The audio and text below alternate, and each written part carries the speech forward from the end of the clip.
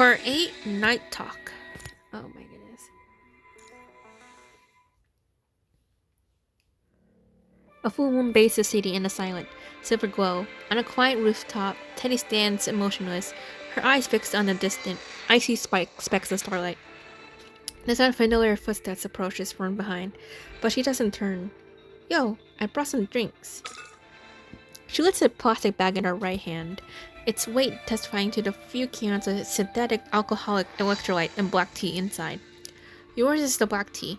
Not exactly the right time or place for a proper brew, so you'll have to make do. After passing a can of black tea to Teddy, Manu settles in beside her and pulls out an electrolytic vape. Keep sucking on that thing, you'll need a new pair of lungs before you know it. Manu offers a nonchalant smile, then exhales a plume of vapor. Then I'll get them replaced. It's not like there's a shortage of bionic parts. The can of tea hisses as Teddy opens it. She winks at her lips for a small sip. Has Norman been taken care of? I thought you weren't going to bring that up tonight. The body's at the HQ morgue. The forensic investigators on it, and Morse writing the report. But I doubt they'll get anything useful. That body was a perfect copy of Christina's. Sorry. What are you apologizing for? I was too late. I couldn't stop those rioting machines. Moore and I see it the same way. With those words, a heavy silence falls between them. What was she hiding? Why did she have to run? Why were those machines hunting her? There are too many loose ends. It feels like we're missing a layer. Something deeper we haven't even scratched. The cause of the derealization disorder was controlling the machines. The link between Christina and Norman's names and faces. We've got nothing. Teddy sighs in resignation and crushes the empty can in her hand. And then there's Jack. What about him? He's different from both Christina and Norman. His wounds were not the same. The memory of that illusion flashes behind Teddy's eyes. Manu's drone, the furling blade of light, is lethal lunge toward her. His wounds didn't show any signs of high-temperature burns. A sudden dryness tightens her throat. She cracks open another can of tea, taking a bracing sip, and finally speaks again. Plus, Jack had a normal, verifiable life history in Elysium. He was not someone who just appeared out of nowhere. So you're saying he was just an ordinary person caught in the crossfire? I've been thinking. Maybe Christina and Norman weren't actually killed by whoever's controlling the writing machines. Teddy proposes the hypothesis in a half-joking tone, glancing at Manu for a reaction as she finishes. With the electrolytic vape between her lips, Manu scratches her head in frustration. That just makes this mess even more complicated. In your evidence? Nothing concrete. I have much support theory. She rests her chin on her hand, explaining methodically. Jack isn't a construct. There's no need for special methods against him. The writing machines alone would be more than enough.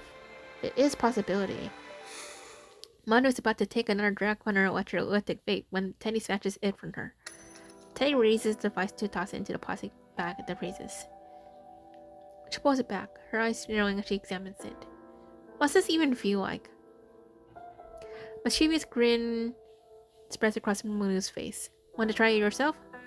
Never mind. Can have a minor vaping. Teddy rolls her eyes and tossing the vape into the bag like it's offended her. Minor? I told you. You had no talent for jokes.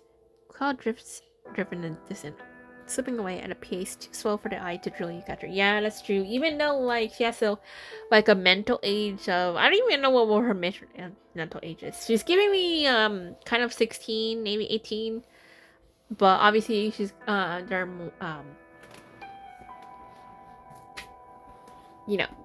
more than, but obviously, there's gonna be more than just because the mental age is, acts.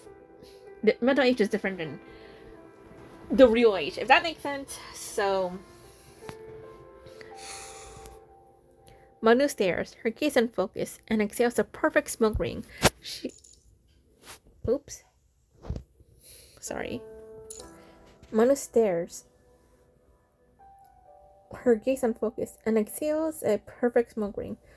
She watches silent as the breeze unravels into nothing. Oh, I don't want. Sorry. Manu, why did you become an inspector? The purple-haired woman hesitates, carefully waiting her response. Perhaps because this is the only place I have. Sparrows don't migrate. Limited flight ceiling. Can't travel far. Heh. She lets out a self-depreciating chuckle. All I want is to protect Elysium, the city. Years ago, a younger Manu had posed a question to that figure. Father, why is the city called Elysium? In Greek mythology, there's said to be a paradise called Elysium. I hope this place can become a similar sanctuary for those who need it. When that day comes, you'll be able to run freely here, under every sunrise and sunset. You'll be like a bird, flying freely. Too bad I'm just an unwinged bird. She murmurs, the words too soft for Teddy to catch. What did you say? You know, I have always envied you. Oh, why? I mean, obviously Teddy, she's amazing, but I don't. You got to choose: becoming a construct, leaving your family behind, escaping the cage. Oh my goodness. What's the difference? I just traded one cage for a slightly larger one. And now, even Babylonia, that slightly bigger cage, has crumbled to dust. Ooh, oh my goodness. This is obviously... It's in purple, too. Wow. Stabbing pain pulses through her mind again. Humanity called its way out of the Great Depression to a golden age. The world government was barely established. Then someone decided to start a global nuclear war. The surface was scorched, and the surviving cities went into lockdown. No, that's not right. So, Eden 2 became the sanctuary in the sky, like the elites fighting for a spot under glorious Noah's Ark. But even the Ark sank in the end. Ironic, isn't it? Deep down, something is screaming. Her face is stark, smileless, spoiled. So go ahead and mock the very idea of cages. People are always trapped by something. Yeah, that's true. If you want to fly, then fly. You're a sparrow, after all. A hearty laugh escapes Manu, sparked by Teddy's words. You know what? That is such a Teddy thing to say. Not everyone sees the world as darkly as you do. Well, I suppose I could never match your particular brand of short-tongue superiority. That's debatable. A wave of even louder laughter overtakes Manu, leaving her breathless. When it passes, her face goes still, the mirth draining away to reveal a perfect, unsettling neutral reality. Remember when we first met? You were just this tiny thing, tucked away in a holographic cyberspace, teaching yourself to code all alone. Stop talking to me like some wise elder. It's gross. Manu offers no retort. Not everyone can break free from their cages. Manu pulls out another electrolytic vape. Her next words lost her sharp inhale. Without waiting for Teddy's response, she sat at the rooftop's edge, turning to face Teddy. Let's call it a day. I'm not going to sacrifice my night life to more work. Manu tips backward into the void, her body swallowed by the night.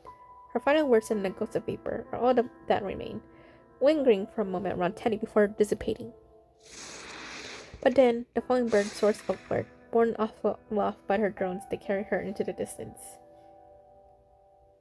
Teddy remains perfectly still, a statue watching the drone's fading light trails until they are extinguished by the dark. Only then does a hint of sorrow enter her eyes. Can I trust you, Manu? No, you can't.